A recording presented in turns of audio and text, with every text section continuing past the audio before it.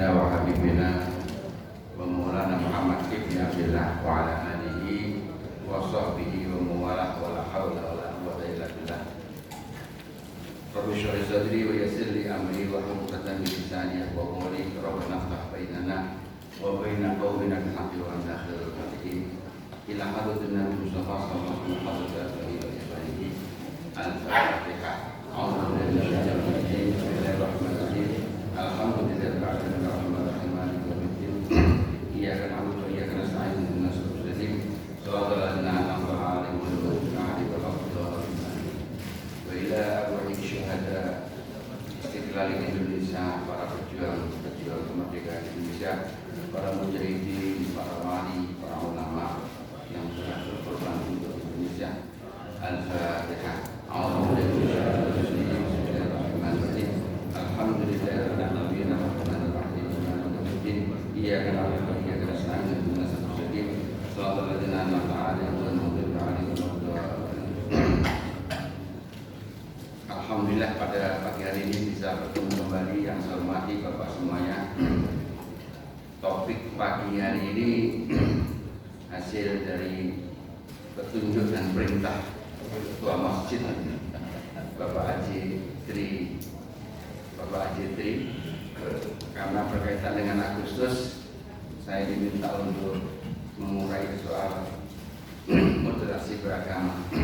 Saya tambahkan moderasi beragama dalam teologi agama Islam. Yang tidak serat saya minum sebentar.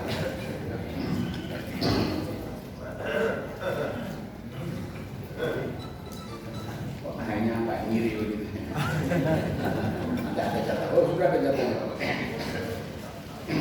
Ada kopinya juga, tapi minumnya kalau Bapak nanti lihat layar, saya nyolong-nyolong minum kopi. Biar nggak lihat layar. Bapak sekalian, sebelum saya dan kita fokus pada layar pembahasan, ada dua yang saya ingin sampaikan. Wajib bersyukur kemerdekaan kita kepada Indonesia. Yang pertama adalah bentuk negara Republik Indonesia ini salah satu penyebab dominan yang paling besar adalah ini hasil usulan para ulama-ulama kita ketika tahun 1935 Masehi, Indonesia belum merdeka. Itu para kiai-kiai tua dulu di seluruh Indonesia itu semacam dapat isyarat dari Allah, Indonesia ini akan merdeka. Mereka berlembut di Banjarmasin di Kalimantan pada tahun 1935, berencana dan berembuk nanti kalau merdeka bentuk negaranya apa? Apakah negara Islam? Apakah negara sekuler? Apakah negara modern? Karena yang berembuk itu kiai-kiai, maka tentu mereka sholat istikharah dan mereka juga musyawarah. Dan musyawarahnya itu tidak hanya berdasarkan akal, tetapi ngambil dari kitab-kitab kuning, kitab-kitab buatan orang-orang terdahulu, ulama-ulama terdahulu. Ternyata setelah beliau-beliau ini istikharah dan kemudian musyawarah, beliau-beliau ini menemukan dalam kitab, namanya kitab Bughyatul Mustarsyidin.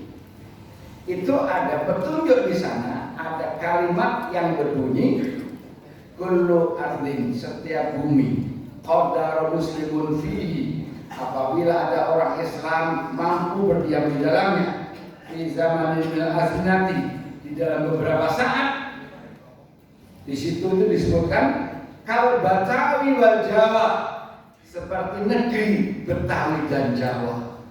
Kata-kata Betawi itu sudah ada sejak 100 tahun yang lalu, sejak ratusan tahun yang lalu.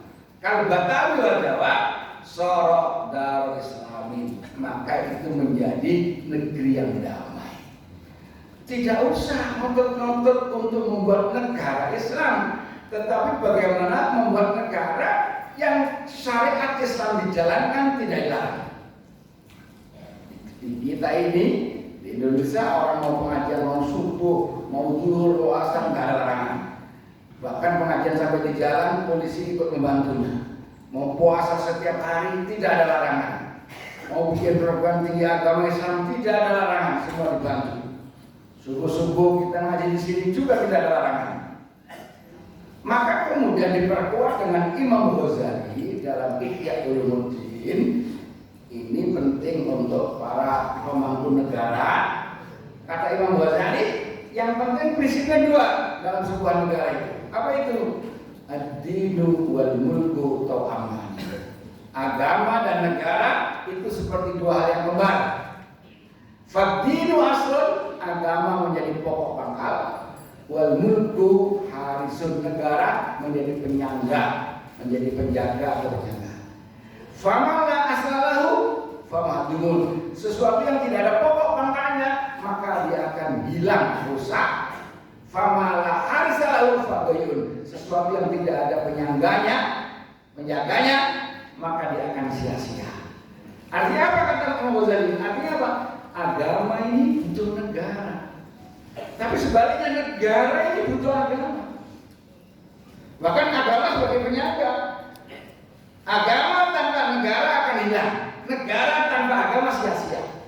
Bapak Ibu, beberapa orang yang beragama terus kemudian hilang di laut, nggak punya negara, dia tidak bisa menjalankan agamanya dengan baik karena tidak dilindungi. Sewaktu-waktu akan diberangus dia. Ini bahaya. Tetapi sebaliknya agama negara-negara sekuler yang ada agamanya itu sia-sia. Saya dan mungkin Bapak semuanya pernah pergi ke Inggris. Saya datang ke Inggris 7 hari. Saya saksikan sendiri bahwa Inggris ini negaranya damai, negaranya maju, semua tertib, tapi agama tidak jadi faktor. Tidak jadi faktor di sana. Jadi saya di sana itu disuruh Pak Kiai Ma'ruf Amin Pak, seminggu enggak Pak, nonton film terus setiap hari. Tapi film dakwah. Jadi dewan juri film-film agama, agama misi agama. Jadi Inggris juga ada efek-efek seperti itu. Begitu terakhir, ini contoh saja. Begitu terakhir saya dihibur, diajak kemana? Sungai-sungainya bersih semuanya. Diajak ke kapal pesiar. Begitu saya diajak sama rombongan naik kapal pesiar lantai 1, biasa-biasa saja. Naik pesiar lantai 2, itu sudah mulai memanas. Ada maksiat, tetapi saya masih biasa-biasa saja. Karena saya pernah ke Mesir, kunjungan ke Mesir. Di lantai 2 itu ada nyanyian Indramayu, Cirebon, seluruh dunia ada. Bahkan tari perut Mesir ya, asli. Mungkin pernah Mesir ya, kelihatan perut-perutnya. Saya bilang nggak apa-apa itu. Saya sudah pernah lihat. Begitu lantai 3, masya Allah. Oh, lantai 3 ya Pak, jendela-jendela kaca itu orang yang bercinta meninggal laki-laki dan perempuan, laki-laki dan laki-laki, perempuan dan perempuan, lihat kaca. Kalau bahasa Inggrisnya itu gilani, bahasa Inggrisnya itu saya langsung pakai istilah gilani, yang orang Inggris tahu ya gilani, laki-laki dan perempuan. Saya langsung balik cepat-cepat, saya naik ke atas, begitu naik ke atas hampir sama.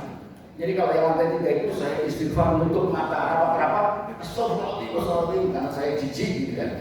Begitu lantai 4, saya tetap istighfar, tapi tidak menutup mata rapat-rapat. Sambil ngintip dikit-dikit.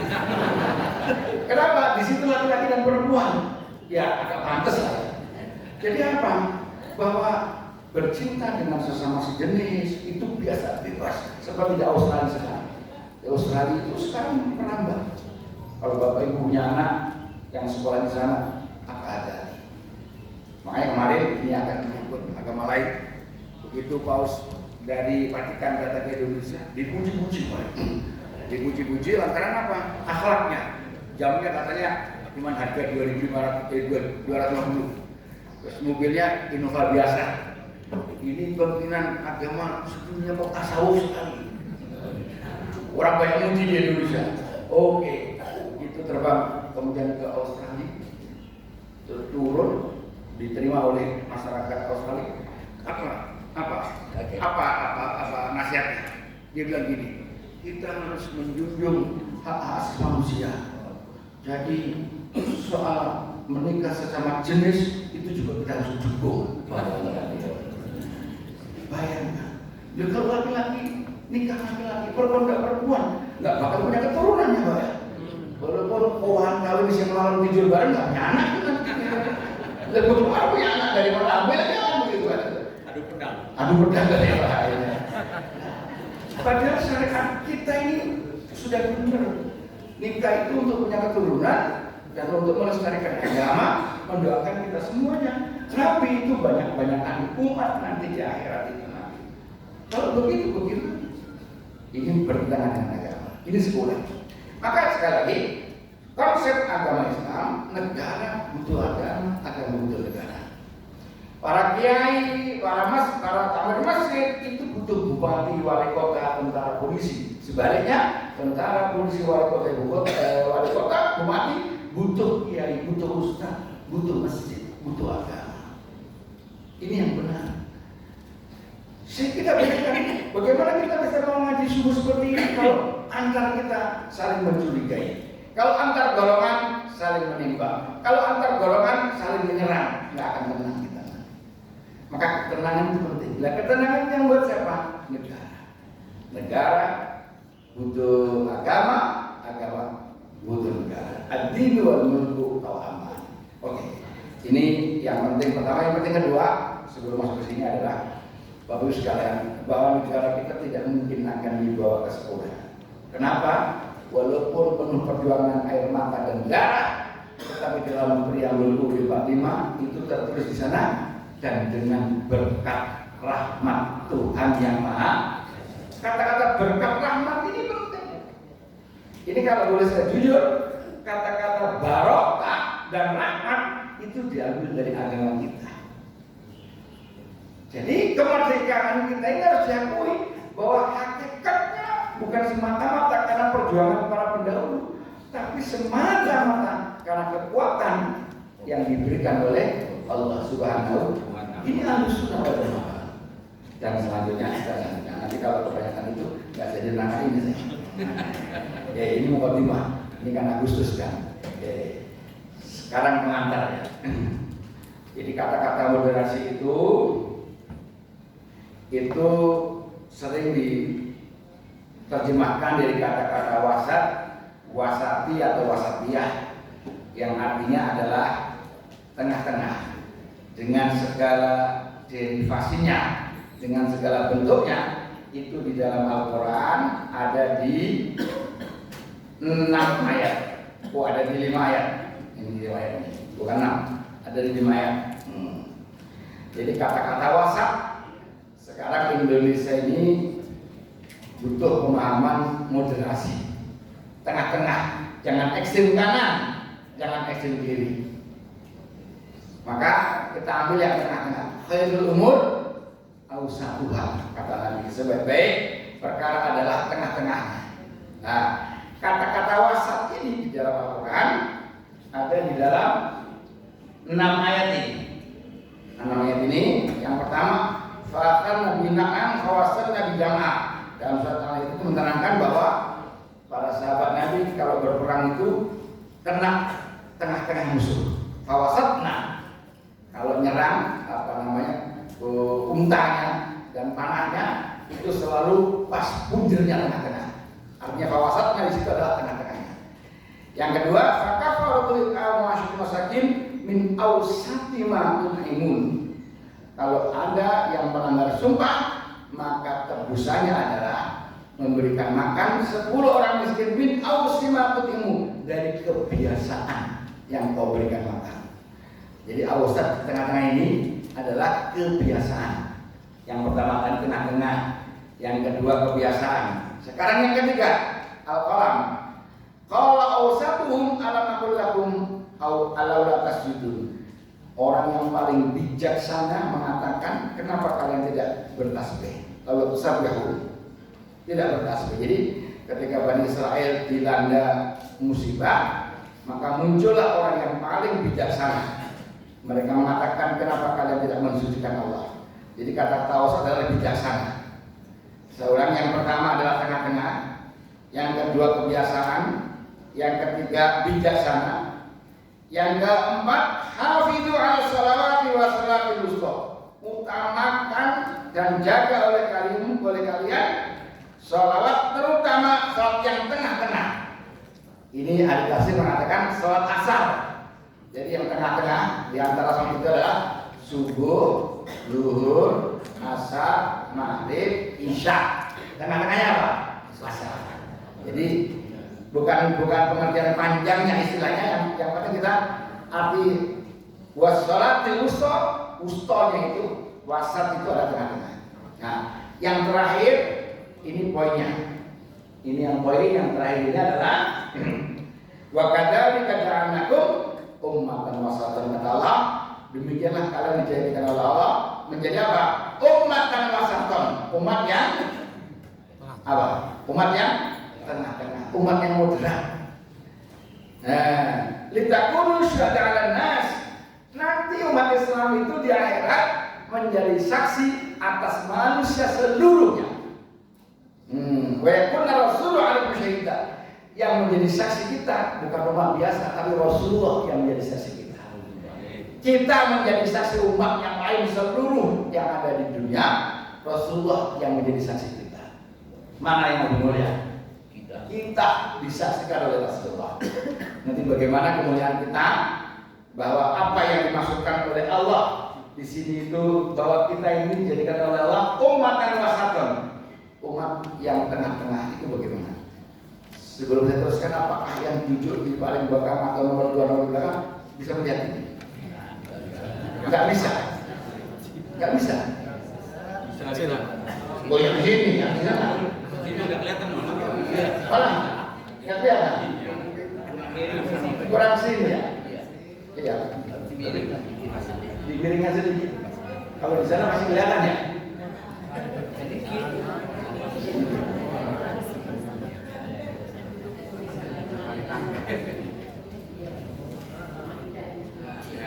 Gitu. Begitu. Bapak perhatikan saya. Saya minum dari kelihatan.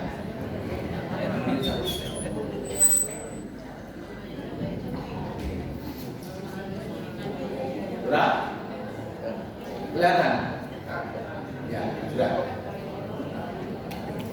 Baik.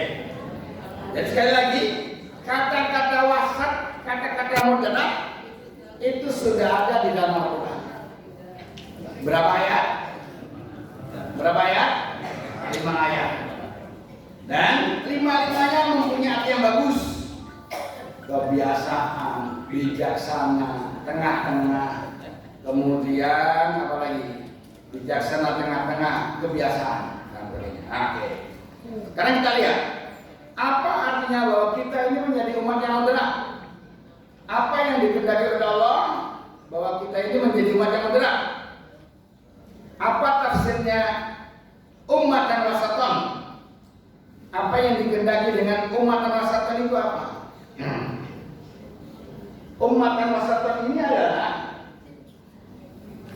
ini tentu tidak mengajari bahasa Arab saya, tetapi yang dimaksudkan oleh Allah dalam surat Al-Baqarah, umat dan wasatan ini adalah wa kama anna Ka'bah wasatul ardi, seperti Ka'bah itu ada di tengah-tengah bumi, kadzalika ja'alnakum ummatan wasatan, maka saya Allah menjadikan kalian umat yang tengah.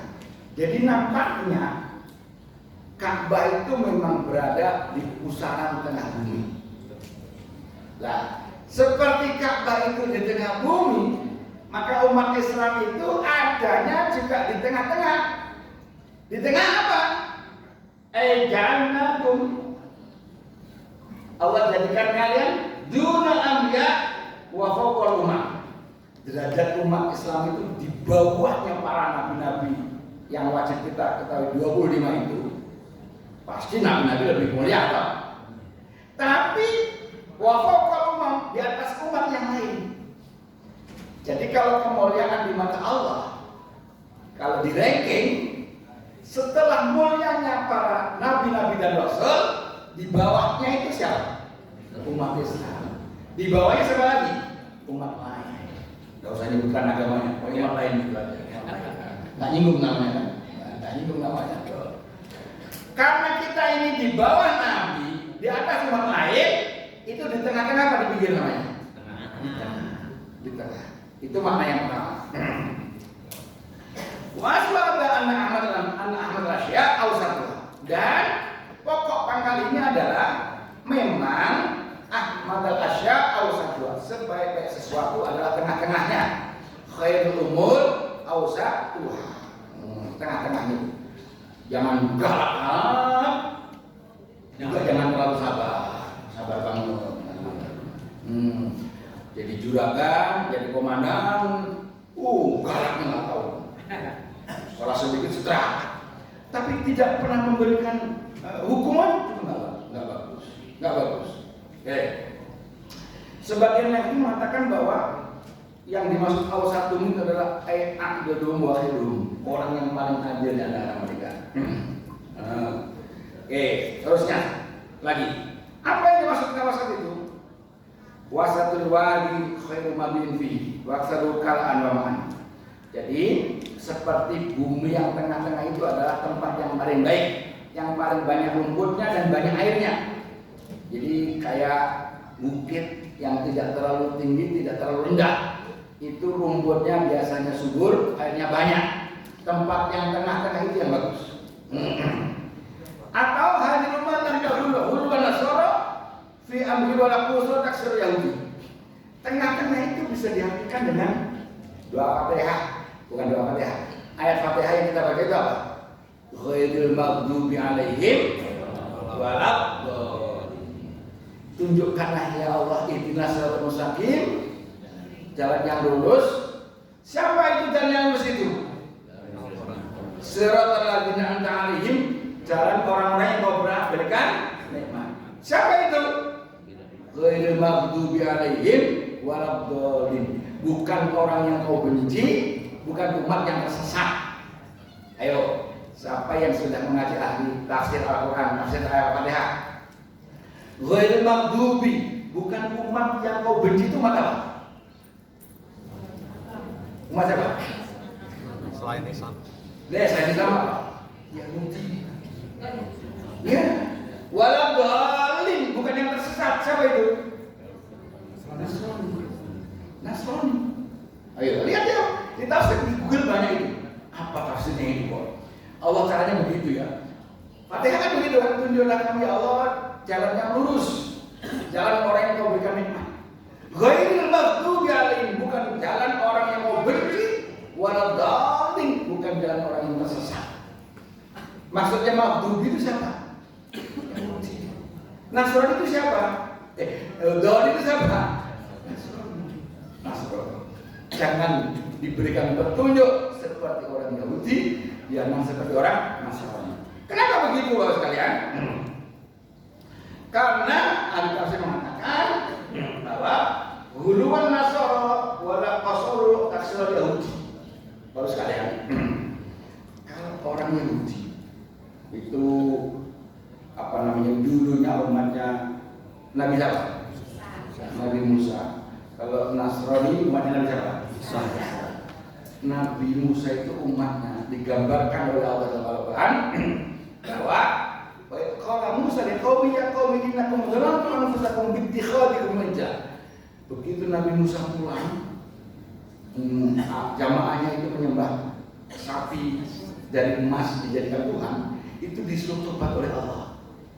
Bagaimana tobatnya? Faqtulu anfusakum, bunuh kamu. Jadi kalau tobatnya itu dibunuh, itu keterlaluan nggak itu? Keterlaluan. Salah sedikit dibunuh. Saya pernah terangkan kalau nanti ada masjid di tempat ibadah mereka itu di karpetnya kena najis, itu digunting ganti ubah. Kalau kena di ubinnya dicukil ganti. Kalau di baju, bajunya digunting ganti kain baru. Itu berat. Itu berat ya. Makanya umatnya nggak kuat. Banyak yang dibunuh. Diganti oleh Allah. Nasrani keterlaluan. Kalau tadi Yahudi terlalu berat, Nasrani terlalu ringan. Nyanyi kasih sayang, ya. pokoknya diampuni segala dosanya. Ini loh orang Nasrani itu mah. Pemahaman mereka maksudnya ya, gitu ya. Tapi saya enggak, silakan masuk Nasrani enggak begitu ya. Mereka itu ibadahnya seminggu sekali. Seperti Bapak hari Minggu sekali, ngajinya seminggu sekali. Kenapa? Karena mereka nggak punya dosa. Dosanya ditanggung oleh nabinya. Menurut keyakinan mereka kan begitu kan? Nah, yang pertama berat, yang kedua ringan, tengah-tengah. Tengah-tengahnya siapa itu? Umat Islam. Tengah-tengah antara Yahudi dan Nasrani siapa itu? Kita. Kita tidak diberikan syarat yang berat, tapi kita juga tidak ditanggung dosa kita oleh Nabi kita. Kita harus berusaha dulu, harus ibadah dulu, serius dulu, ikhlas dulu yang lain-lainnya, baru nanti ditimbang oleh Allah Subhanahu wa Ta'ala. Tetapi, nah ini saya naikkan sedikit pemahaman kita, biar nanti jangan hanya mengandalkan ibadah, tapi hatinya harus bersih. Tetapi bapak sekalian, wah jadi ini yang senang, enggak apa, teruskan dikit.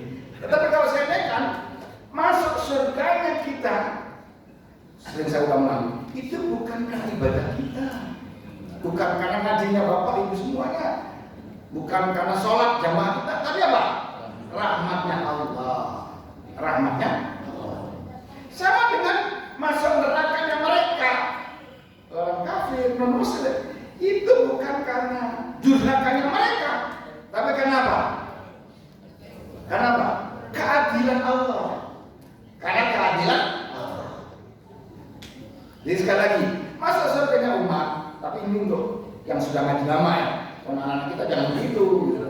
Anak kita bilang misalnya gitu, udahlah kalau nggak usah ngaji, nggak usah sholat, masuk surga kamu nanti rahmat Allah. Tidak boleh kayak gitu lah. Ini untuk yang tua gitu ya. Biar hatinya bersih. Bahwa kita itu harus dekat dengan Allah. Bahwa kita harus hanya nyadong mengandalkan rahmatnya Allah bisa masuk surga itu. Bagaimana caranya? Ya ibadah yang baik. Karena ibadah kita belum tentu diterima oleh Allah Subhanahu wa Ta'ala. Karena diseleksi ibadah kita itu. Mana ini sertifikat ibadah kita? Ini banyak sekali di akhirat. Ada sertifikat ibadah ngaji, ada jamaah. Ini semua mana yang bodoh itu diseleksi oleh malaikat. Ternyata semuanya palsu. Yang diterima apa? Yang diterima ternyata ketika dia datang ke masjid, dia nutup keran yang bocor, itu gak ada yang tahu. Ternyata amal yang kecil diterima oleh Allah. Itu yang menjadi rahmat Allah kepada Bapak sekalian. Bayangkan. Loh, ya kan? Jangan dikira sertifikat kita ini semua asli. Makanya kalau ada orang ibadah jangan sering bilang bid'ah. Orang ibadahnya banyak saja belum diterima oleh Allah kok. Tapi kalau baca sholawat bid'ah, mau tarawih bid'ah, sertifikat sedikit nanti sudah sedikit palsu semua nanti. Nah, oke. Ya, perbanyak sertifikat kita, mudah-mudahan sertifikat kita menjadi asli. Ya. Jalan tengah. Oke. Jadi wasat itu adalah jalan tengah. Wa khul amali awsatuha wa dinullahi bil qawsi wal ghaib wal ghali khul umuri awsatuha. Sebaik-baik perkara adalah tengah-tengahnya. Ini juga sekarang negara kita itu mewajibkan semua departemen itu untuk mensosialisasikan pemahaman moderasi beragama ini. Dan sebelum negara ini menjadikan moderasi beragama itu menjadi ikon seluruh sikap, sesungguhnya Muktamar Jombang 2016 itu sudah merumuskan itu. Bagaimana sesungguhnya yang dimaksud dengan moderasi beragama tengah-tengah itu bagaimana? Baik, saya memberikan kalau keterangan-keterangan begini yang menarik. Nanti kalau gambar-gambar itu baru menarik. Oke, ini saya lihat tengah-tengah itu walladzina idza anfaqu lam yusrifu wa lam yaqturu wa kana baina dzalika qawama. Jadi tengah-tengah itu adalah kita suka memberikan nafkah, tapi pemberian nafkah itu lam yusrifu, jangan boros. Boros itu dalam Islam tidak boleh, pelit dalam Islam juga tidak boleh. Kalau Pak Asri tengah-tengah, wow, itu tengah-tengah aja. Saya memberikan contoh. Karena nggak ada Pak Mahfud, pasti aja betul. Kalau Pak Asri sekarang, Buya Asri sekarang sudah pensiun, gajinya tinggal 50 juta per bulan. Pensiun 50 juta, oh gitu. Umpama. Buya Asri pensiun, umpama punya gaji tinggal 50 juta, kok disedekahkan ke Masjid Al Hidayah setiap bulan 40 juta, itu namanya boros. Agama nggak boleh. Boleh loh Pak Tri. Nggak boleh loh Pak Tri. Ya. Tapi kalau Buya Asri sudah pensiun, punya gaji tinggal 50 juta, setiap bulan cuma ngasih ke masjid 100.000, 50, itu pelit namanya. Pelit jangan, boros juga. Apalagi yang gajinya 5 juta.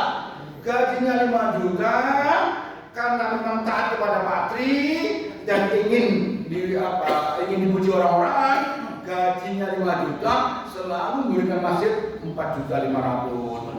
Istrinya nggak dapat, itu boros, nggak boleh. Tapi walaupun gajinya 5 juta, setiap Jumat nggak pernah ngisi tromol masjid, kota amal. Kalau ada pembagian selalu paling depan. Kalau dapat makanan paling dapat berduluan. Tapi nggak pernah nyumbang sama sekali. Itu juga pelit. Pelit jangan, boros jangan. Tengah-tengah. Baik. Wala taj'al bukan maghlula tadi anukan, wala tabdal batas. Jadi gegem jangan boleh. Begar jangan boleh. Apa ini bahasa Inggris juga ini kan? Bahasa Inggris gegem saya bilang kau kan. Ini ya nggak boleh. Gini kan nggak boleh. Gini itu namanya bahasa Inggris yang lain adalah brag-brag. Brag-brag. Pokoknya kalau uang itu pengennya dikasih aja orang itu. Juga jangan. Nah, wala tajal salati kalau tukhafit. Salat juga begitu. Kalau Bapak sholat, kenceng banget. Bismillahirrahmanirrahim. Kedong, semua orang tahu nggak boleh. Tapi wala tukhafit. Kalau Bapak Ibu walaupun sendirian, kok nggak dengar sama sekali, itu juga jangan.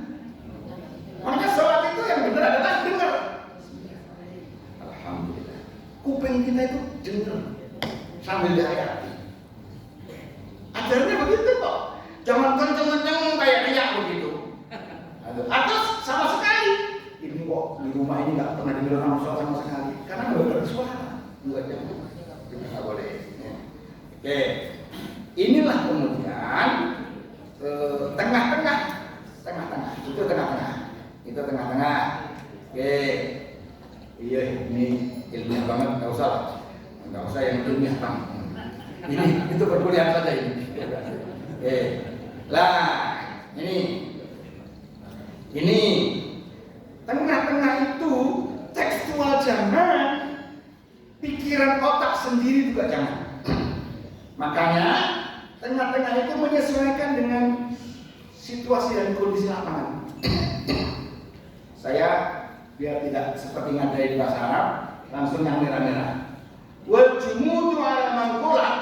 Orang itu kalau tekstualis itu melihat kitab letterlek, melihat ayat Al-Quran yang masih butuh tafsiran apa adanya. Abadan selamanya itu dolal fiddin, itu tersesat dalam agama. Wajarul bimaqasid ulama muslimin, dia bodoh dengan tujuan ulama Islam wasalafil mati. Ya, jadi kalau ada orang yang nanya hukum kepada kita, itu ditanya dulu dia asalnya dari mana, tinggalnya di mana, disesuaikan dengan kondisi lokal. Ngerti maksud saya? Ya. Ini yang dimaksud dengan local wisdom, kearifan lokal. Misalnya jangan begini misalnya. Pokoknya hukum waris itu laki-laki dapat 2, perempuan dapat 1. Itu hukum Allah. Kalau nggak diikuti, itu nanti laknat nanti keturunan kita. Ayo sekarang saya tanya, kalau ada orang punya 2 anak, yang perempuan itu kuliahnya di luar negeri terus, yang laki-laki itu kuliahnya di luar negeri habis banyak banget. Yang perempuannya di pondok pesantren salah, Setiap bulan dikirim kemun 300, 400. Yang luar negeri itu dikirim 10 juta, 20 juta yang lain terus. Akhirnya begitu lulus yang pesantren jadi ustazah hafal Quran gitu ya. Yang laki-laki jadi direktur perusahaan dan laki-laki akan meneruskan perusahaan bapaknya. Di tengah seperti itu orang tuanya mati. Pak. Adil tidak? Kalau kemudian anak laki-lakinya dapat jatah 2 kali lipat anak perempuan. Adil tidak? Lokal wisdom di sini. Lokal wisdom di sini. Kalau itu agama itu nggak adil. Nanti dulu. Jadi tetap dibagi adil. Setelah itu harus ada lokal wisdom. Bagaimana caranya? Yang laki-laki itu menghibahkan kepada adiknya. Karena dia sedang bangun pondok pesantren tahfidz, dia hafidhah, yang biayanya waktu sekolahnya itu nggak banyak, yang laki banyak. Sekarang teruskan perusahaan, hasilnya lebih banyak. Yang hafal Quran itu nggak punya hasil banyak. Paham maksud saya? Ini namanya lokal wisdom. Lokal wisdom terus. Ini bukan nantang ya. Nah, makanya karena itu Imam Syafi'i lama habatil Mesir ketika pergi ke Mesir, ghayyara batal akam alaikal tadaba ilaiha di Baghdad. Jadi Imam Syafi'i itu dari Baghdad ke Mesir. Hukum-hukum yang ada di Baghdad ketika berubah ke Mesir itu dirubah karena melihat keadaan di Mesir beda dengan Baghdad. Jadi hukum itu adalah bisa berubah karena berubah tempatnya, berubah zamannya, itu bisa berubah. Hukum itu bisa berubah karena perpindahan tempat dan perpindahan wal dan kepindahan kebiasaan dan karena kebiasaan. Kalau Bapak di Arab Saudi begitu sholat, terus selesai sholat jabat tangan dengan seluruh orang masjid, itu haram, Pak. Kenapa? Karena akan mengganggu sirkulasi orang yang banyak seperti itu.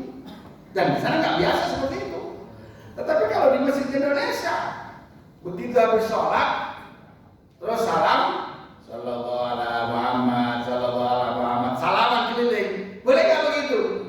Boleh, karena orang, karena biasanya begitu. Makanya Imam Syafi'i ketika di Baghdad dan di Mesir itu beda. Walihada kalau teman Imam Syafi'i punya 2 mazhab, qadimun wa jadidun. Dia punya mazhab qadim dan punya mazhab jadid. Mazhab yang lama, mazhab yang baru. Ini kok pasar terus ya saya. Ini.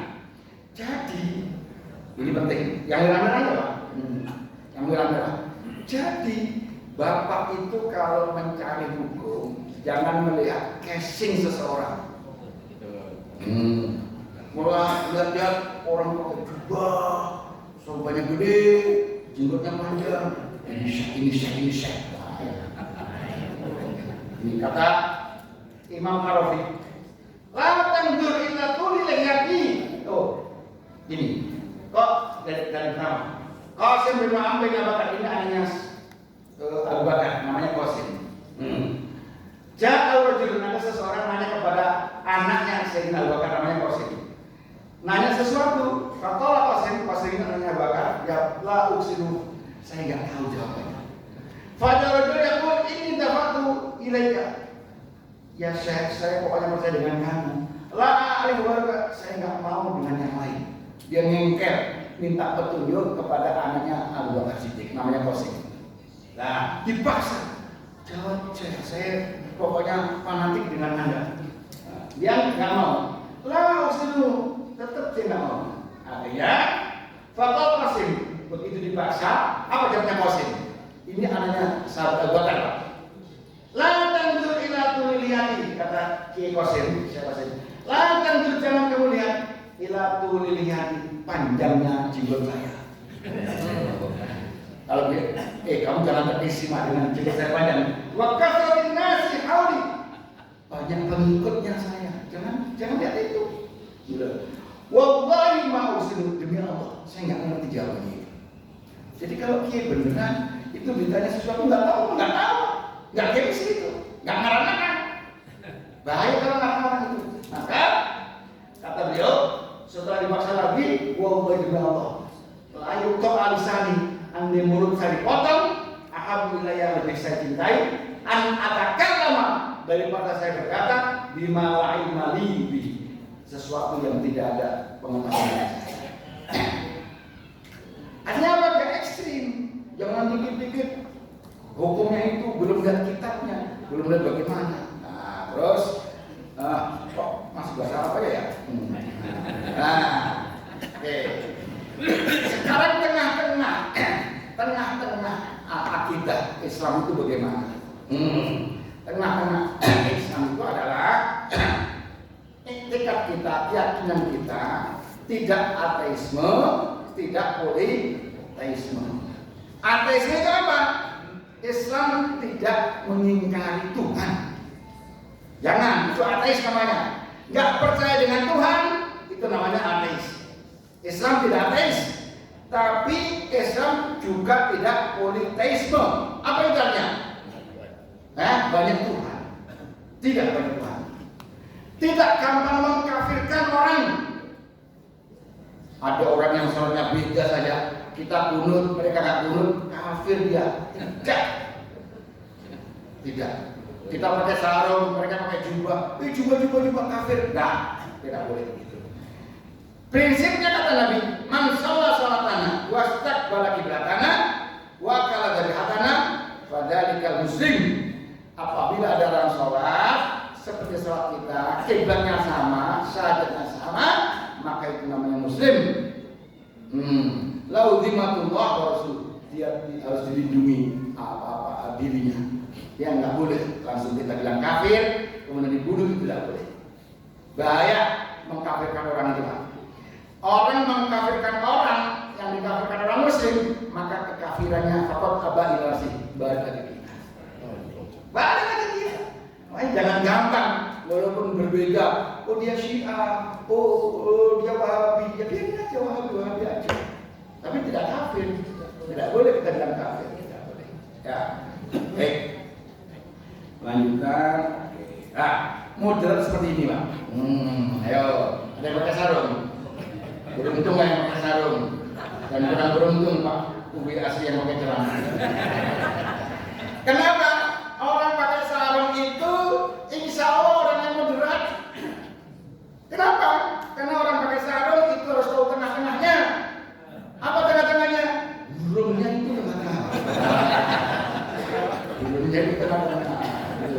Ayo, bapak kan ngajarnya anak pakai sarung nggak tengah-tengah, miring ke kiri, gampang copot nggak? Gampang copot. Miring ke kanan, gampang copot nggak? Gampang copot. Oke, pakai sarung tengah-tengah dulu, ngajarnya tengah-tengah. Setelah tengah-tengah dilebit, jeret, akan di uang itu. Jadi lihat orang itu lihat aja nanti kalau orang rame, orang pakai sarung, gampang ngorok. Ini kiranya nggak mudah. Makanya boleh pakai sarung.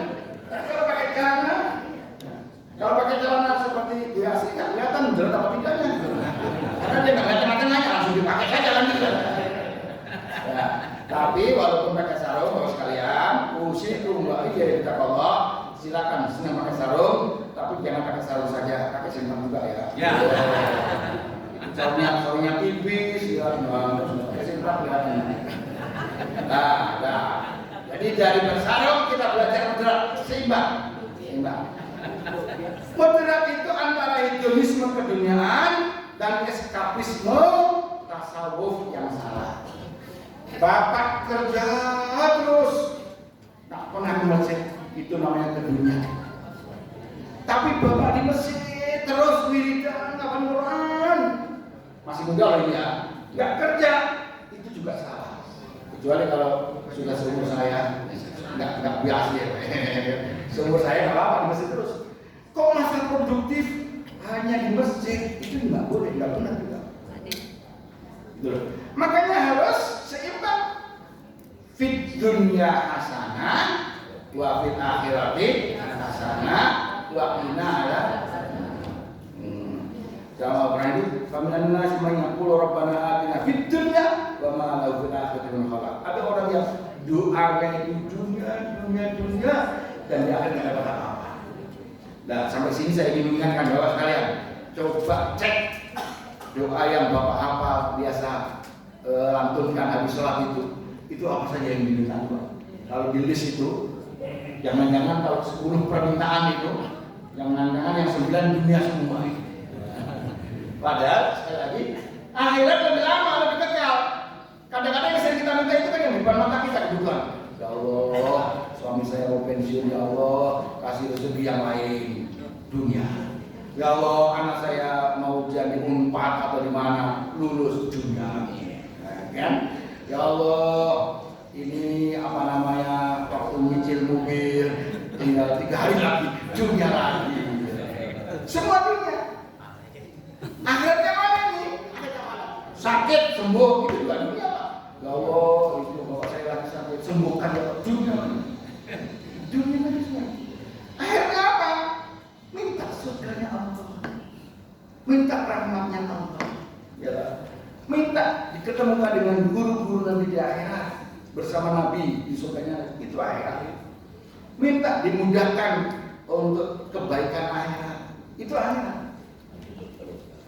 Ya terus-terusan kita seimbang nanti. Makanya di dalam Al-Qur'an itu Allah minta ridhomu, nas'aluka ridhoka wa jannah wa na'udzubika min sakhatika. Itu juga bagus sekali. Itu jelas bagus sekali. Atau inna nas'aluka jannah, minta ya Allah surga, wa man yuqarribu ilaiha min qawlin wa amalin wa niyatin wa iqradin. Dan yang mendorong ke sana baik ucapan, perbuatan dan sikap untuk menuju surga. Jadi diminta memang. Coba di list. Saya menduga kita ini kalau di list permintaannya itu ada 10, itu paling 8 atau 9 dunia. Akhirnya sedikit. Syariat Islam itu juga tengah-tengah. Tadi sudah saya contohkan ya. Tengah-tengah antara apa? Nabi Musa Yahudi, Nabi Isa Nasrani. Nabi Musa bagaimana nanti karakternya ajarannya? Keras, berat, susah dijalankan. Nabi Isa Nasrani bagaimana karakternya? Ringan, mudah, dan gampang. Tuh, kalau masih merasa umat Islam terlalu ringan ajarannya, silakan pindah ke Yahudi. Oh, terlalu berat, surat nama kok berat ya, tadi subuh kok berat, silakan. Mana? Nggak bisa sendiri lah. Nah ini. Kita ini Ahlussunnah wal Jamaah. Nah, kita ini Ahlussunnah wal Jamaah. Maka kita tengah-tengah antara Qadariyah dan Jabariyah. Soal apa? Soal qada dan qadar. Soal ketentuan Allah, takdir Allah. Kita tidak terlalu kasar seperti Qadariyah, tidak terlalu kasar seperti Jabariyah. Bagaimana kita ini? Maaf, saya berdiri ya. Sedikit. Gimana caranya? Biar kelihatan maksud saya menerangkan ini. Kalau Qadariyah itu faratu fil qada, mereka itu terlalu memahami qada dan qadar. Apa itu? Mereka bilang, innal insana huwallazi yakhluqu afalahu. Manusialah yang menciptakan perlakuannya sendiri. Wa laysa lillahi qudratan. Allah enggak punya kuasa. Jadi kata orang Qadariyah, orang sukses itu yang kerja keras. Pokoknya dia kuliahnya bagus, dia rajin, pasti pandai, pasti kaya. Itu kata siapa? Qadariyah. Enggak melibatkan Allah sama sekali. Gitu. Jadi kalau bapak ibu mendidik anaknya, kerja keras kamu, rajin, kamu nanti pasti pinter. Kata-kata pasti dihilangkan. Itu sepertinya nggak ada Allah di situ kan. Nah, pokoknya kamu belajar, nanti pasti lulus. Nggak boleh. Itu nggak boleh kata-kata itu. Ya, sebaliknya nggak boleh juga seperti Jabariyah. Apa itu? Hulu fi isbat qadar. Mereka juga keterlaluan. Apa mereka itu? Mereka katanya apa itu? Fi'il abdi wa ja'al insan maksuran wa majruran. Dia itu tidak ada gunanya kita belajar. Tidak ada gunanya kita ibadah. Wong tergantung Allah kok. Masalah di akhirnya. Ngapain ibadah? Yang penting itu rahmatnya Allah. Kata Ustaz begitu katanya. Tidak usah jamaah. Kalau takdirnya Allah kaya, takdirnya miskin kita. Gak usah belajar. Itu kata siapa dia? Jabariyah. Lah kita tidak Qadariyah, tidak Jabariyah. Tapi apa? Ahlus Sunnah wal Jamaah. Bagaimana kalau nama itu? Bahwa suatu wajah dulu ikhtiaran.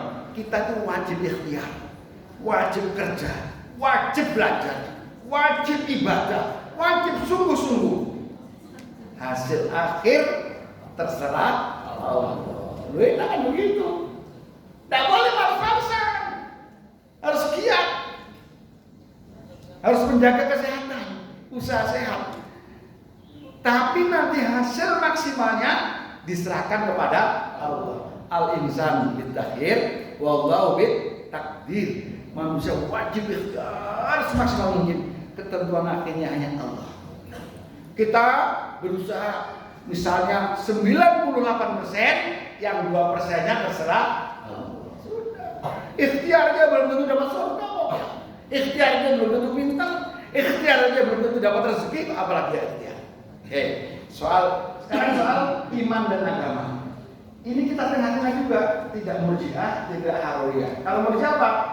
Murji'ah dan Jahmiyah, orang yang melakukan dosa besar itu namanya mukminun kamil iman, sempurna imannya, wala yastahiqu dukhulan nar, dia tidak boleh masuk neraka. Jadi kata Jahmiyah itu kalau sudah syahadat, Bapak sekalian, itu mau korupsi, mau minum, mau nyolong, tetap masuk surga, tidak masalah. Enak aja di situ ya, mau masuk situ. Jangan juga. Itu kata Murji'ah. Tapi kata Mu'tazilah, mereka itu ya sumuna mutakabiron, kafiron. Orang yang muslim kok menjalankan dosa besar, langsung jadi orang kafir dia. Dia boleh dibunuh.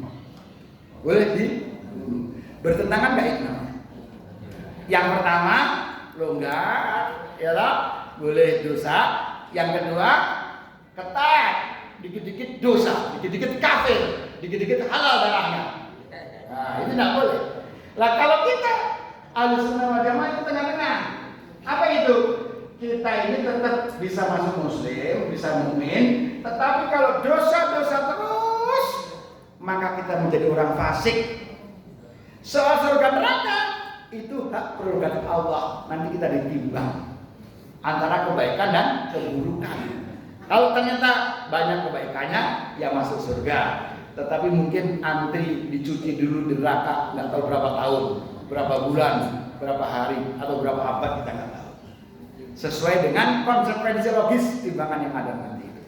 Tengah-tengah tidak itu. Moderat tidak begitu. Moderat tidak. Tawasud tidak itu namanya.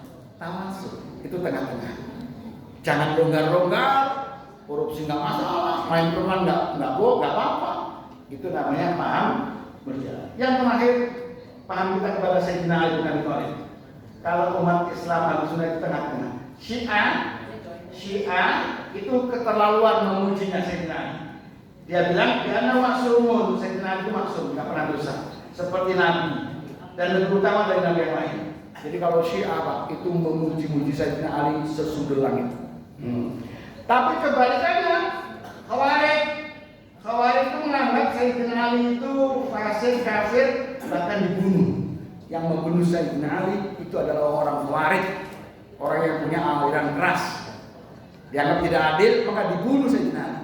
Namanya sama, Abdurrahman bin Muljam. Siapa dia? Hafal Quran. Siapa dia? Setiap malam tahajud. Siapa dia? Setiap siang dia puasa. Tapi merasa paling benar, maka Sayyidina Ali keputusannya dibantah, bukan hanya dibantah, dia dibunuh oleh Khawarij. Jadi kalau Khawarij itu klimaks anti Sayyidina Ali, kalau Syiah kalimat sangat menjunjung Sayyidina Ali. Kita bagaimana? Kita tengah-tengah. Sayyidina Ali itu adalah mulia seperti Khulafaur Rasyidin yang lain, tetapi dia tidak masuk karena dia bukan nabi. Tetap bisa berbuat dosa. Makanya kalau sholat taraweh di masjid-masjid Ahlus Sunnah wal Jamaah itu kan disebutkan kan 4 sahabat kan? Al Khalifatul Ula Sayyidina Abu Bakar Siddiq, Al Khalifatul Tsaniyah Sayyidina Utsman bin Affan, Al Khalifatul Tsalitsah Sayyidina Umar, Abu Bakar, Umar, sekarang ketika Utsman, yang ketiga Sayyidina. Kita nggak beda-bedakan. Itu namanya yang tengah-tengah. Itu tawassul. Ahlussunnah wal jamaah. Ahlussunnah wal jamaah. Oke. Saya tidak senang nggak ada gambarnya begini ya. Saya tahu Bapak itu senangnya ada gambarnya. Nah ini. Jangan fatalisme. Oke. Wasatiyah dalam akidah itu tengah-tengah. Kita ini monoteisme, satu Tuhan, hanya Allah. La ilaha illallah wa ilahukum ilahun wahid, satu. Tidak ateisme, tidak politeisme. Tidak menganggap tidak ada Tuhan, tidak ada kekuatan spiritual, tidak. Itu bukan kita. Bahwa adanya alam, adanya tumbuh-tumbuhan, itu karena ada yang menumbuhkan, karena ada yang mengadakan. Kita harus paham, kita harus tahu ada Allah. Tetapi juga tidak politeisme, Allah itu nggak dua, nggak tiga, apa? Satu. Oke. Gitu. Nah, tengah-tengah itu misalnya pemberani asyajaah itu jangan penakut, jangan sembrono. Jadi orang penakut nggak boleh, sembrono nggak boleh. Anak-anak muda misalnya takut mau kawin. Nanti gimana kalau saya nikah? Gaji saya sedikit, ngontraknya bagaimana? Nanti nafkahnya gimana? Itu penakut, cemen. Tapi jangan sembrono. Gaji 5 juta aja nikah berkali-kali. Wah, ya. Asal tahu kenceng itu penakut. Ayo sembrono itu ada jangan lah ya. Sembrono jangan, penakut jangan. Dermawan antara bakhil dan boros. Tadi sudah saya contohkan ya. Tawadhu, minder jangan, sombong jangan. Jadi ketika belum mendapat jabatan, ketika belum mendapat rezeki, melihat orang itu kayak takut dia.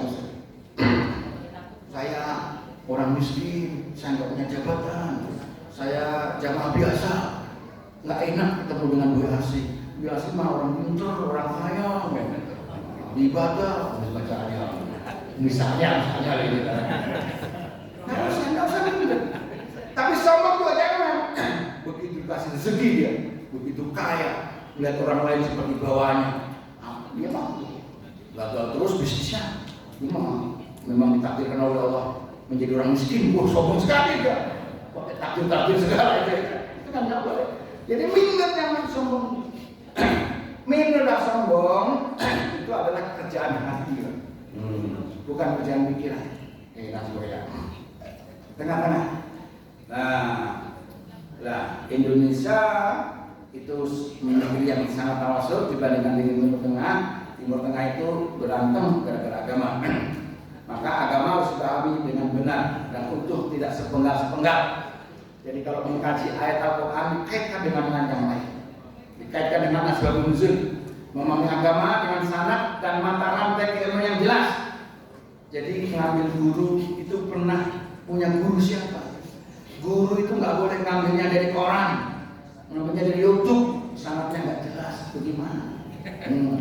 Memahami agama dengan cara inklusif, tidak eksklusif. Jangan merasa paling benar sendiri, yang lain kafir, itu nggak boleh. Inklusif, terbuka.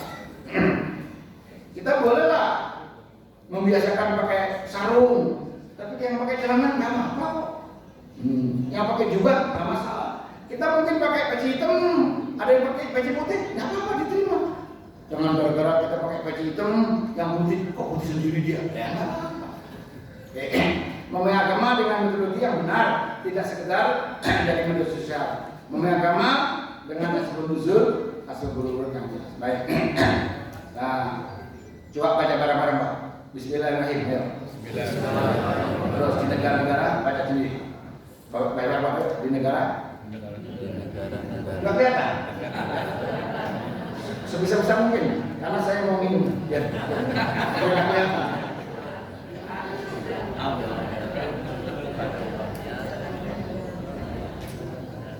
Sudah selesai.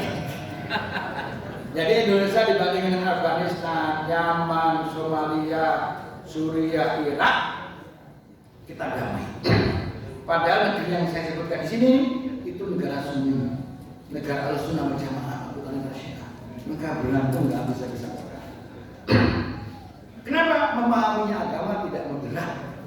Masing-masing kelompok itu mencapai benar, kelompok lain disalah-salahkan. Nah, perang dulu ya. Ini kata kita almarhum. Nah, ini yang sudah saya bacakan tadi itu. Kata Imam Ghazali, wal mulku wad dinu ta'amani. Agama dan negara itu seperti dua yang kembar, tidak boleh diberatkan. Oke, nah ini termasuk moderasi adalah kebangsaan itu di pundak kanan, keagamaan di pundak kiri. Tadi yang saya bilang, kebangsaan dan kenegaraan merasa punya bangsa Indonesia ini penting. Fanatik dengan negara di mana kita lahir dan di mana kita tinggal itu penting. Rasulullah itu fanatik di tempat beliau lahir. Mana itu? Mekah. Beliau juga fanatik di mana beliau tinggal sampai meninggal. Di mana itu? Nabi kalau memakai kendaraan mau datang ke Mekah dari Madinah, itu begitu sudah sampai batas, Nabi bilang, cepat. Dia kangen dengan Mekah. Tapi bila sebaliknya dari Mekah ke Madinah, Nabi juga sudah dekat melihat judron, melihat dinding-dinding bangunan Madinah. Nabi juga kangen. Ayo saya kangen Madinah, saya kangen Madinah. Jadi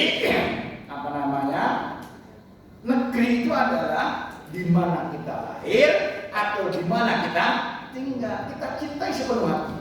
Mencintai negeri kita, laksana kita mencintai agama.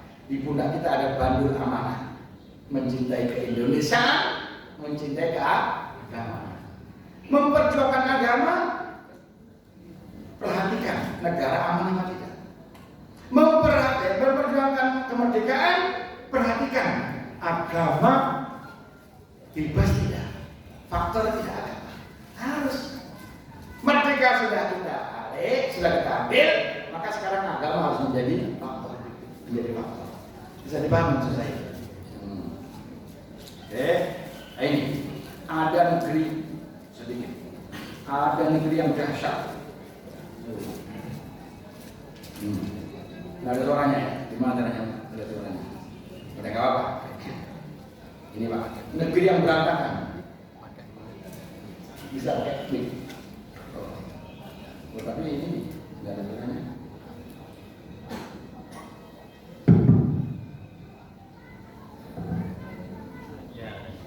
Oh, malah.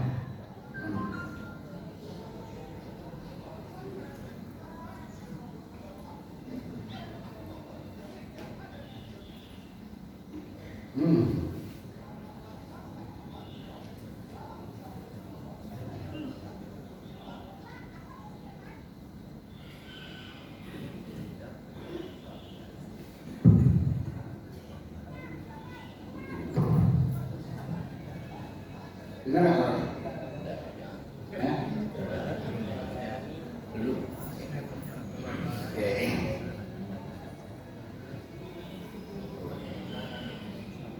Oke, saya lanjut aja ya. Kita nggak siap salahnya, oke. Kalau terus kalian tadi itu sesungguhnya ini adalah film gara-gara provokasi, gara-gara orang salah memahami jihad, dikira jihad itu perang. Gara-gara hijrah itu dikira eksklusif. Setelah pakai cadar, yang pakai cadar itu dianggap tidak Islam, itu nggak boleh. Itu nggak inklusif. Jangan terbius dengan kata-kata kalau udah Allah Akbar itu berarti perang. Jadi orang-orang sana itu bingung. Indonesia kalau Allah Akbar kok perang? Cuma Allah Akbar tadi perang begitu enggak? Itu salah, menyalahkan arti semua itu ya. Ini dahsyat gara-gara provokasi itu, maka kita harus belajar. Ada minimal 3 negara ini pecah, itu semuanya ada faktor agamanya. Yugoslavia menjadi 7, itu ada karena bahasa karena agama ada faktor. Kemudian Sudan itu sekarang 3, bukan 2 lagi. Sekarang ada 3. Sudan itu murni karena agama. Kemudian di Uni Soviet itu karena ekonomi agama itu menjadi 15 negara tercari-cari. Jadi agama selalu ada faktor. Jadi agama itu bisa dijadikan pemersatu, penenang, bisa penyantun, tapi sebaliknya agama itu bisa menjadi pemecah belah. Merasa paling pintar, hanya agitatif, mau pakai ayat Al-Quran, untuk mengajak orang perang itu nggak bisa. Perang kok sama negara, sama anak bangsa itu bagaimana itu tidak. Perang itu orang Belanda melawan Jepang yang waktu itu boleh. Jangan sampai agama menjadi faktor pemecah belah bangsa. Itu tidak boleh. Itu tidak boleh. Oke. Itu agama. Nah, sering orang bilang gini, ini gara-gara Piagam Jakarta itu kan dicoret 7 kata ya. Apa itu? Dengan kewajiban menjalankan syariat bagi pemeluknya. Ini ada yang sampai sekarang menyayangkan. Ini segara-gara itu, maka kemudian orang kafir tumbuh subur di sini, maka orang Cina menjadi banyak di sini. Tidak. Pak, sejarah mencoret 7 kata ini dalam Piagam Jakarta ini kiai-kiai istikharah. Kiai-kiai minta petunjuk kepada Allah, ini bagaimana? Ini genting. Ada dicoret. Ternyata kiai-kiai itu juga diberikan petunjuk, mereka ikut Rasulullah. Nih, Nabi dalam perjanjian Hudaybiyah dengan Suhail orang kafir Mekah, itu pertama ada Bismillahirrahmanirrahim. Suruh nyoret. Nabi loh, Rasulullah. Suruh nyoret Bismillahirrahmanirrahim. Yang kedua, Nabi di dalam perjanjian terakhir ada ini perjanjian antara Muhammad Rasulullah. Suruh nyoret. Gak boleh. Akhirnya diganti menjadi apa? Muhammad bin Abdullah. Jadi ada 2 Nabi yang ngalah secara politik. Pertama Bismillah untuk nyoret, suruh nyoret. Muhammad Rasulullah kata Suhail orang kafir, lo kalau saya nanti menandatangani kamu Rasulullah, berarti saya ngakui dong. Ya sudah ngalah gitu aja kata Nabi. Jadi kalau Nabi itu sekarang Nabi bilang gitu aja kok repot. Coret sama Nabi. Ya Allah, ngalahnya kayak gitu. Jadi jangan disesali. Ulama-ulama terdahulu itu sudah banyak biasanya kepada kita. Lah, ini bedanya perjuangan itu dari mana? Kalau kata ulama, perjuangan itu dimulai dari masyarakat dengan pendidikan yang baik, dengan amal yang baik. Tapi kalau Hizbut Tahrir itu perjuangan dimulai dari khilafah, ini yang nggak benar. Tidak bisa dari khilafah, tidak bisa dari politik toh. Yang penting ngaji bisa, jamaah bisa, ibadah bisa, sambil diperbaiki nanti sistem politiknya gitu. Jangan dikit-dikit ini gara-gara presidennya Prabowo, ini gara-gara Jokowi. Ya Allah, jangan presiden terus. Presidennya ganti berapa kali pun kalau kita kerja keras, kita nggak ibadah ya gini-gini aja kan begitu kan. Ayo kita rubah masyarakat kita kan begitu. Itu maksud saya ya. Sudah lah. Hizbut Tahrir ini yang bermasalah. Ini kitabnya, namanya kitab Syakhsiyah Islamiyah. Ini bahaya kalau Hizbut Tahrir. Kenapa? Mereka itu selalu berpikir politis. Makanya kemudian dalam bukunya itu wal qur'an an iqamatul khalifah, duduk diam seperti bapak semuanya seperti saya kita ini, tidak memindahkan khilafah Islamiyah, itu maksiatun min akbar maksiat besar. Kata dia, ya Allah. Jadi mereka itu kalau kumpul, bagaimana khilafah? Bagaimana kapan negara Islam berdiri? Bagaimana? Kalau nggak ngomongin itu, kata dia, itu namanya maksiatun, maksiat. Tidak sembarang maksiat, min akbar maksiat yang besar. Kan nggak perlu dong. Yang penting bisa ngaji tafsir di sini, bisa ibadah nggak dilarang, puasa Daud nggak apa-apa, ngaji bahkan boleh ikut, itu sudah tenang. Jadi kalau Hizbut Tahrir seperti ini, berpikir pemikirannya. Ini tidak ngarang loh saya, ada kitabnya, Syakhsiyah Islamiyah, ada halamannya. Oke, sudah. Ini lah Pak, kalau radikal itu gara-gara ini al-hakimiyah. Jadi semua hukum dari Allah, jahiliyah alam. Kita ini boleh dicolong karena masih jahiliyah. Kalau otaknya orang yang sudah radikal, itu yang tidak radikal itu jahiliyah, boleh diambil. Terus darul harb wal kufur. Kalau tidak negara Islam, berarti negara kafir. Jadi nggak boleh. Wah, ini adalah otak-otak yang mencederai kita. Kalau sudah diasah, sudah diusap, otak kita dijejeri ini bahaya. Ini bahaya. Ini ideologi Islam yang radikal, ini tidak boleh. Terus ini panjang, ini 1 semester kalau ini ya. 1 semester ya. Mereka yang ajar saya tutup. Jadi yang tidak yang pro dengan negara itu namanya tauhid. Ulama-ulama yang pro negara itu suk. Ulama suk, ulama jelek, suk jelek. Ya Allah. Ini yang tidak boleh. Ya, akar masalahnya karena jihad perang. Padahal perang itu ada syarat-syaratnya. Tidak begitu jihad atau apa, nggak bisa kayak gitu. Terus kita harus mengubah sumbu pendek menjadi sumbu panjang. Jangan temperamental. Buang pak kata-kata lo jual gua beli itu jelek. Ya, jangan suka begitu. Buang itu kata-kata itu. Itu emosional itu ngajak orang emosi kan? Iya toh? Lo jual gua beli. Lu punya apa mau beli gua? Itu ngajak perang itu. Kata-kata itu nggak boleh. Banyak contoh Rasulullah yang memerangi itu nggak boleh dibunuh Rasulullah, jangan. Nanti Islam jangan radikal. Bahkan yang menyakiti Rasulullah ketika beliau hijrah itu sampai lututnya berdarah-darah, itu beliau hanya berdoa malah Allahumma hadi kau ya Allah, tunjukkan aku maka karena nggak tahu. Waktu malaikat mau ngurin gunung, mau mati semuanya itu, nggak boleh Rasulullah. Malah didoakan dan taif. Dan lucunya apakah Rasulullah yang sengaja dikasih Allah itu langsung aja? Enggak loh. Dikabulkan oleh Allah saat itu juga enggak. Tapi enggak. Berapa tahun lagi? 10 tahun lagi Pak. Baru orang Mekah itu berbondong-bondong masuk Islam. Yang doa Nabi itu Pak. Itu pelajaran yang besar sekali itu. Pertama harus sabar. Yang kedua doa itu jangan berharap tokcer. Kalau Bapak sekalian doanya tokcer itu bukan doa kiai, itu udah dukun namanya. Dukun begitu kan? Saya tidak sembuh-sembuh ke kiai didoain, ke kiai nggak sembuh-sembuh terus saya ke dukun itu langsung sembuh. Nanti akhirnya dukun lebih maju daripada kiai. Nah, Muhammad itu dia 10 tahun kok baru kabulkan oleh Allah. Nggak usah tergesa-gesa. Kemudian tawazun, kemudian dan sebagainya. Kita tidak boleh nanti saya kasih Pak. Jihad ada berbagai jenis, tidak boleh jihad itu perang, tidak boleh.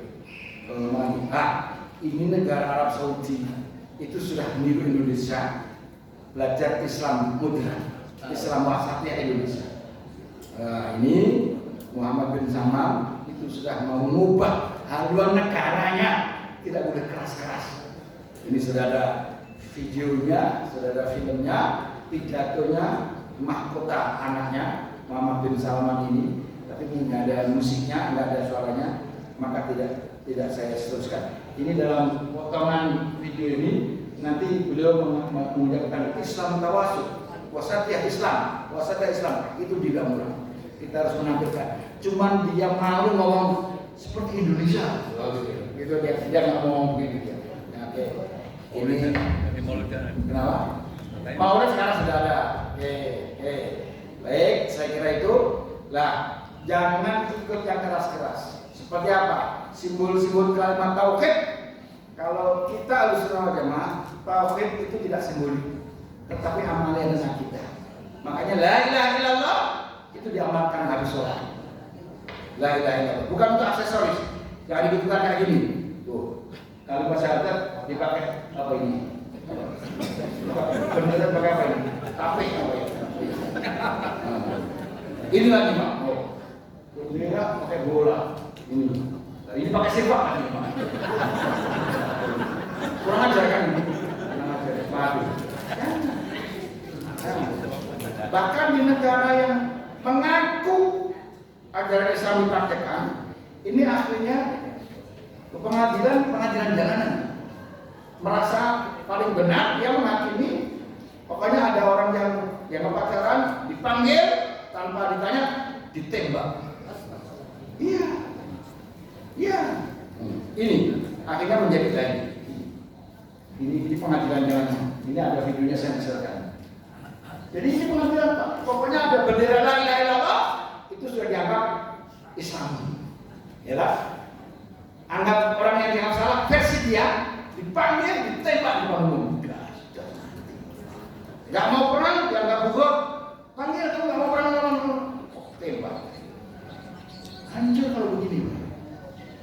Jadi nanti Masjid Al-Hidayah bikin pengadilan agama versi Al-Hidayah. Nanti di masjid sana bikin lagi versi sana. Oh, akhirnya yang salah dipanggil ke sini karena salah ditembak, ke sini panggil sana tembak lagi. Ini kalau makanya kita alhamdulillah negara kita ini tidak sempurna memang, tetapi sudah Islami loh. Memang masih ada yang nggak pakai jilbab di sana gitu. Tetapi orang pakai jilbab itu sudah semakin banyak. Dulu zaman orang tua kita itu nggak pakai jilbab berukut kayak ibu, kudung kan gitu. Tapi nggak ada kewajiban di Indonesia wajib pakai jilbab, tapi orang Allah sendiri kan? Nggak ada kewajiban kan? Nggak ada di dalam dokumen karena nggak ada. Tapi orang Allah wajib karena itu secara kultur kita tawarkan terus pakai jilbab. Nggak ada negara mengatur itu. Orang hanya pakai jilbab, nggak pakai jilbab malu. Saya Islam nggak pakai jilbab, kan begitu kan? Gitu loh. Tapi ada satu yang saya sayangkan budaya kita yang jelek. Apa itu? Punya anak banyak malu. Padahal anak banyak itu syariat Islam loh, Pak. Saya anak banyak loh ya, bukan saya majukan punya istri banyak nggak begitu loh. Anak banyak yang ditafsir lain ya. Ayo, saya setuju. Ya, kita tahu. Punya anak banyak itu anjuran tazawwaju al-wadud nikahilah perempuan yang bisa punya anak banyak dan penuh kasih sayang. Fa inni mukasirun bikumul umama yaumil qiyamah. Nanti di akhirat Nabi itu banyak-banyakan umat dengan nabi yang lain. Nabi senang. Tapi kan kalau budaya ini kan sering ibu-ibu, ibu suaminya berapa? Aduh malu saya banyak. Berapa? 4 kok banyak. Banyak. 4 itu belum banyak. Bu. 10 banyak. Bukan malu masuk belum. Dulu orang tua kita itu kan 10 ya. 14. Tapi nggak ada yang kena narkoba. Iya toh? Nggak ada nggak.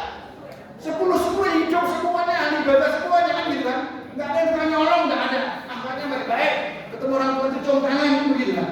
Sekarang punya anak 4 malu orang tuanya. Udah begitu 4-4-nya bembal semuanya. Kita sekarang itu kenapa?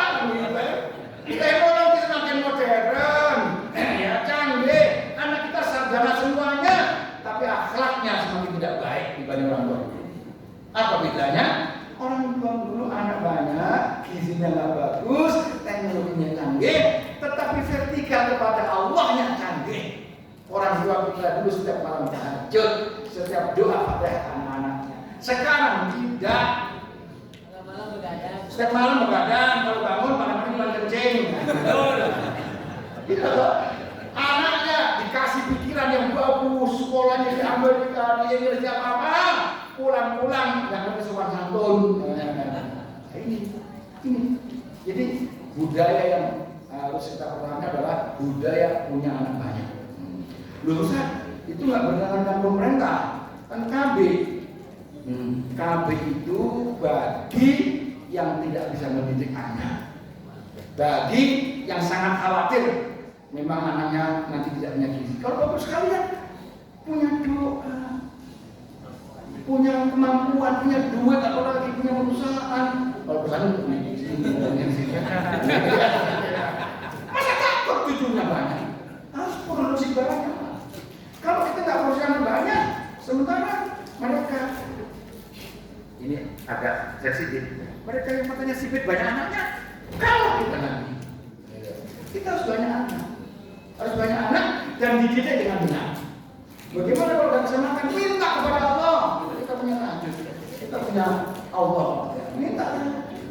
Oke. Tapi yang sudah terlanjur manifest, ya hanya banyak, udah jangan nyesal. Cucunya aja, jangan kata Ustaz begitu. Kalau begitu saya udah 45 tahun punya anak juga, jangan nanti. Mata-mata juga nggak bisa juga ya. Oke, sekarang ini apa namanya ideologi kita bukan aksesoris, tetapi kita amalkan dalam hati. Jadi imanakum la ilaha illallah. Perbaharui iman kalian dengan ucapan la ilaha illallah. Sering-sering la ilaha itu adalah afdhalul dzikri fa'lam annahu la ilaha. Sebaik zikir adalah ucapan la ilaha. Ucapan la ilaha illallah. Bukan pakai aksesoris di sini untuk menunjukkan dari Islam pakai topi Islam. Pakai topi la ilaha illallah. Ya. Yang lain yang pakai kayak gitu kafir. La ilaha illallah.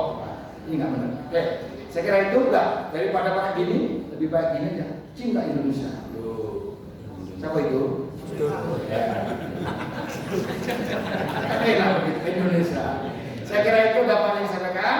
Tugas kita adalah faliyak butuh Ramadan baik. Oke, usah.